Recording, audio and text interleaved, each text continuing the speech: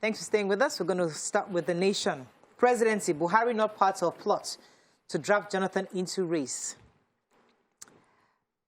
EFCC uncovers another 90 billion naira fraud against Accountant General. How Atiku struck last-minute deal with Tambuwal to win ticket. Suspect excretes 95 heroin pellets. 8 children for release to train terrorists. Primaries, 42 senators won't run. And Methodist prelate bishop kidnapped in Abia. Jimo Ibrahim, Obiano's wife, Bagudu wins Senate tickets. Okay. Which story are we starting with? Let me start with NDLEA. So a wanted drug pin that NDLEA had been looking for 5 months has finally been apprehended in Ondo State. So some months back, he was suspected to be behind over 2,000 kilograms of cannabis sativa that was seized in a concrete mixer truck in Adamawa State. And the NDLEA have finally been able to arrest him. His name is Henry Chukwueneku Okamaru. And then there's a story of this man, a 36-year-old man called Uche, who is based in Italy, who was arrested at the airport. He was heading to, that's at the Abuja airport, heading from Abuja, Paris, Milan. He was arrested on May 15th. He was suspected to be, had ingested something. He was kept under observation, and during the observation, he excreted 95 pellets of illicit drugs. His story, they always have a story. He says that he came to see his parents in Nigeria after being away for 12 years in Italy, and he came to also complete his father's traditional marriage rites, which I don't understand. He added that he was paid 1.5 million after a successful delivery of drugs in Milan. And the rest is, there's so many other stories and arrests that NDLEA has made. Major headline, undisclosed source from the presidency is, distancing the presidency from Jonathan's ambition under the APC, saying that President Buhari has no intention, and it's impossible for him to have intentions of, forcing President Goodluck Jonathan on the party under the APC, saying that, the president could not, over the weekend, be talking about how much the PDP failed under his watch and then still be plotting to draft him into the race under the APC, that, he blames the aides of the former president for all of this drama that has happened around his ambition, that they allowed it to, the rumor to start and allowed it to fester among bloggers. Okay. The prelates, Methodist, a really sad story. The prelate of Methodist Church, Nigeria, His Eminence Dr. Kalu Samuel Uche, has been kidnapped. This happened 7 p.m. yesterday. Ihubeleru Isochi Road in Umuniochi local government, Abia State, was where it happened. The police has confirmed the incident, which, of course, has caused a lot of fear within the hierarchy of leaders and especially within the church, because it was also learned that another bishop of the church, whose name could not be immediately ascertained, was also kidnapped. So it's not clear if the government have made any connection to the family requesting for ransom, but this cleric was actually soon to retire. So this is really worrisome. It's really sad. So the terrorists who attacked the Kaduna Abuja train are in talks with Sheikh Gumi. Sheikh Gumi's spokesman, his name is Tukru Mamu, was saying that the federal government will be, they've actually extended the execution for these terrorists, because remember the terrorists had said that they're going to execute the 62 passengers with them. According to this spokesman of Sheikh Gumi, saying that they've extended that now to June 13th, and they're giving the federal government time to release 8 of their children in their custody. The report did not tell us exactly when these children were arrested, but the spokesman continued to say that we can confirm that they have also continued to give them proper medical care and feed them properly, and they are waiting that the federal government releases children so that they can have that exchange. Yeah. It's just, Okay, so the story is they had made the threat that they were going to kill them and they would stop feeding them or giving them any medical care. That's the victims. Okay. But they have now decided, given talks with the talks with the person, they're saying that they're giving the government a 2-week ultimatum. And so, and in that time, they will feed these victims and they will make sure that they get medical attention, because the federal government was able to show them proof, a video proof that their children the children of the terrorists were still alive. Yeah. Okay, moving on quickly now to Punch. Pro-zoning Atiku candidacy. Pro-zoning forces angry, slam PDP and Tambuwal. Lagos telecoms accountant commits suicide, friend blames depression. Can PFM fume as gunmen kidnap Methodist prelates, others in Abia. Lagos continues crackdown, demolishes 7 buildings in Mushin. Four feared killed as Lagos cultists clash, rob residents. Port Harcourt Stampede, church mourns, traces victims' families, and club was shut. I don't know if Zainab will say yes to me, says Adenyoju, who rode motorcycle from London to Lagos. Nigeria's internet population grows by 108.39%, now 80.68 million people. And EFCC arrests Yari, alleges ex-governor got 22 billion naira largesse from the Accountant General. Okay. I was going to start with the major headline, because the biggest story this weekend, obviously, was Atiku Abubakar. Drama. That happened. So, flying.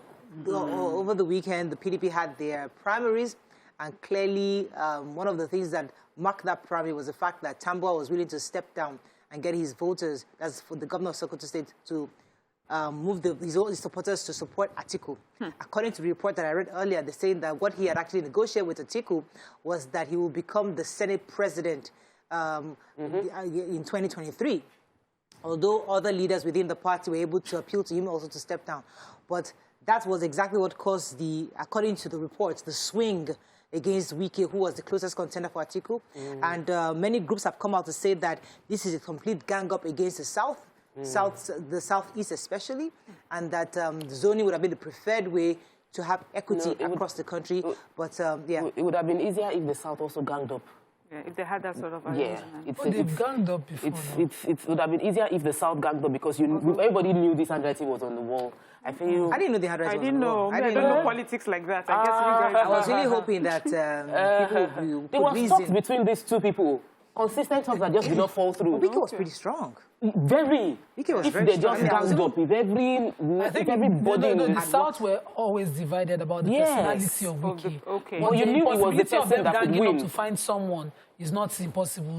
I just don't understand why they cannot gang up. If they could do it come together and gang during up. the insecurities, they can come together. There's this human interest story of a lady. I don't know. I don't like that her name and her picture is there, but I will take the story. They said she's a Lagos accountant. Her name was Folake Abiola, and she committed suicide. She was 45 years old. She worked in a telecoms company, and she had taken an insecticide and was found dead in her home. The story actually was everywhere on social media yesterday. And a lot of the things that we heard was, oh, she died. She did that because she was depressed from loneliness, not having had relationships for many years, you know. But her friends who knew her closely are saying that that's not true. They said she's always suffered depression. That in fact, she's been in like a couple of relationships that she had to leave herself. She said if she could not take care of herself, she didn't want to bring someone else into her life while she was still struggling with her depression. Yes. So mental health is still... I mean, first of all, may her soul rest in peace, and our hearts go out to her family and her friends. All right, let's go on a quick break. When we come back, we continue with our review. Stay with us. We'll be right back.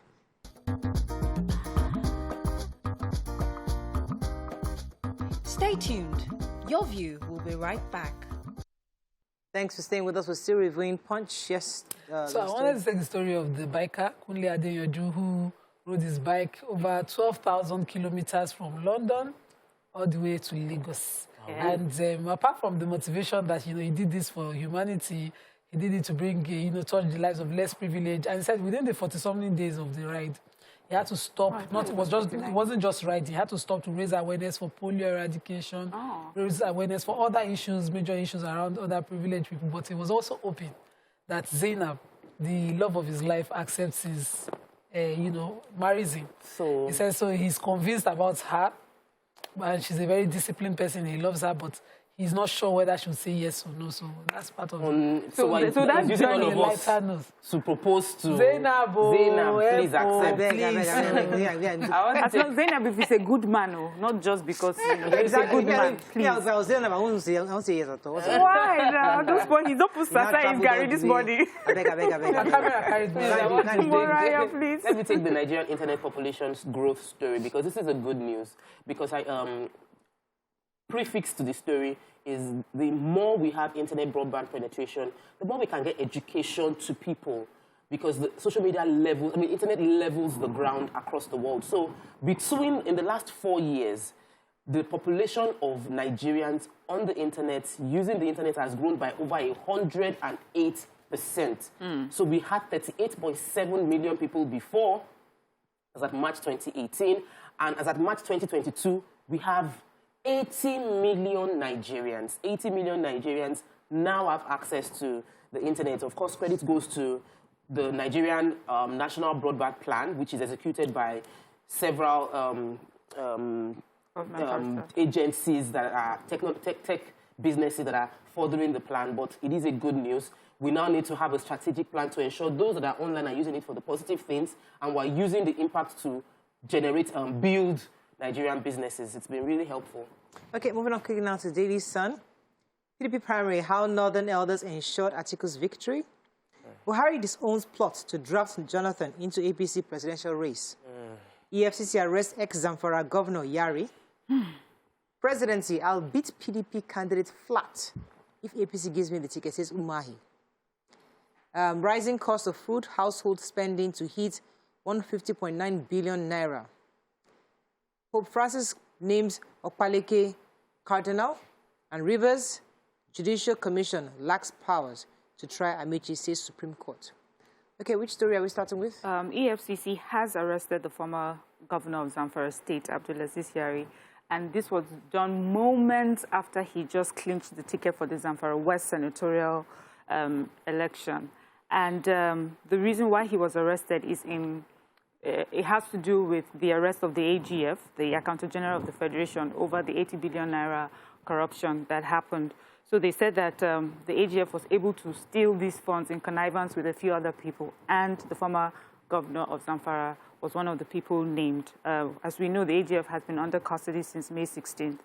And then we'll see how this goes. Just a bit curious. I don't like to, stir the pot or anything, but I'm saying he was arrested where he got the ticket. Someone else was, his house was almost, broken down to arrest him. Why couldn't they have done that the same? Or did they learn from that and then, Yeah.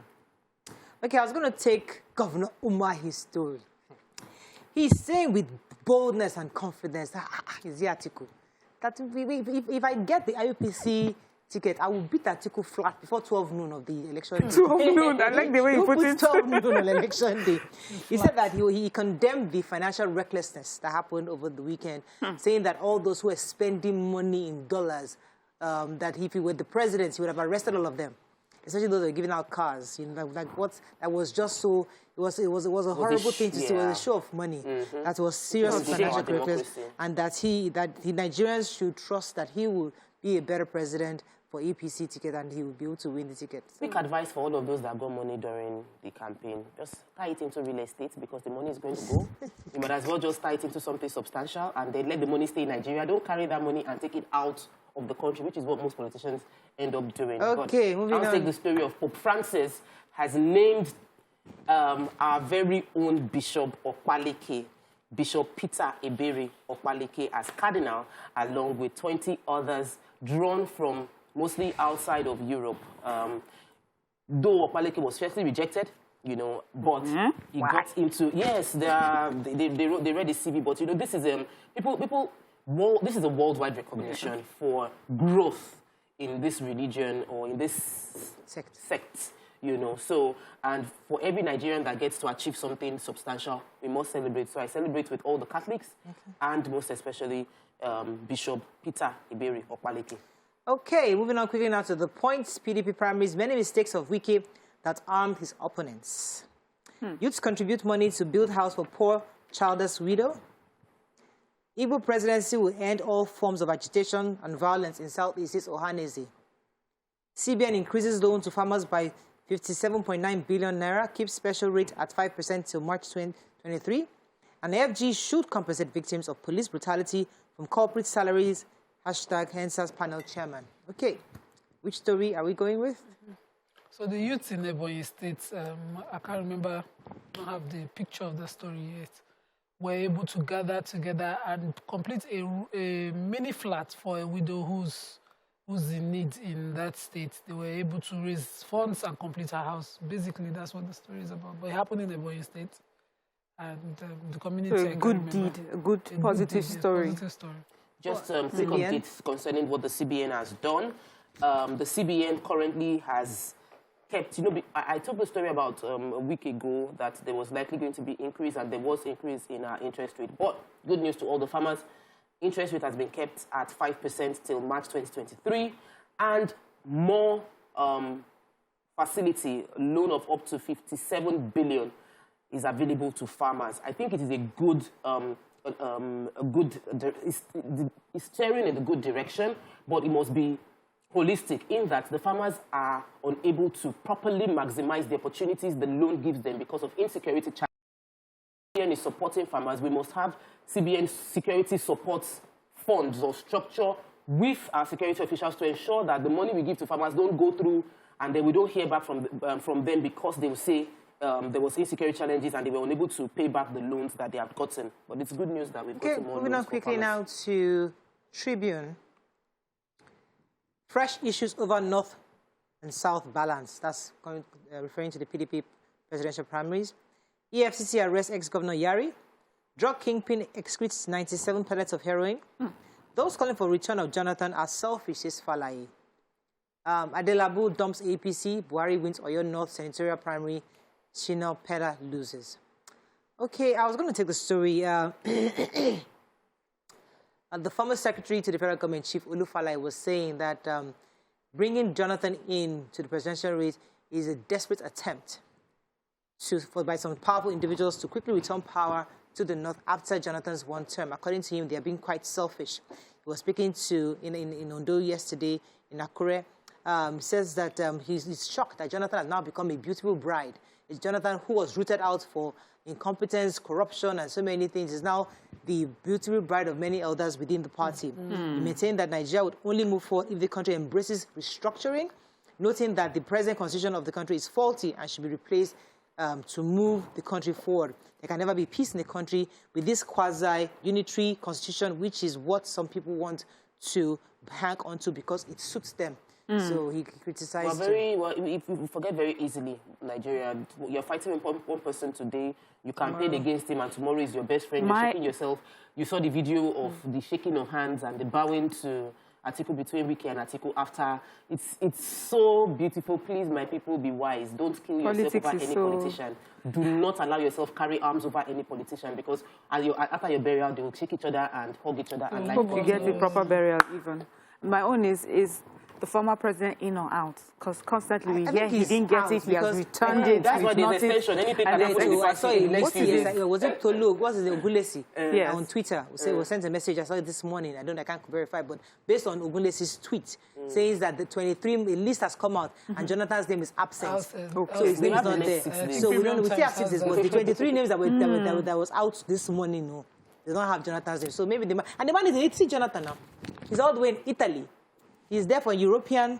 The guy is not saying they're just using his name. He says former President Goodluck Jonathan arriving in Milan, Italy on Sunday to attend high-level advisory board meeting of the European Corporate Council on Africa and the Middle East. So the guy is doing his own thing. He's beautiful. Leave his name out of this. Moving on very quickly to Vanguard. Oh, I don't think we can take any more. Is there any really important story in Vanguard that we did not take? I think we're taking most of the stories. Okay, that's all we can take on Front Page Review. When we come back, we want our hot topic of the day. Stay with us. We'll be right back.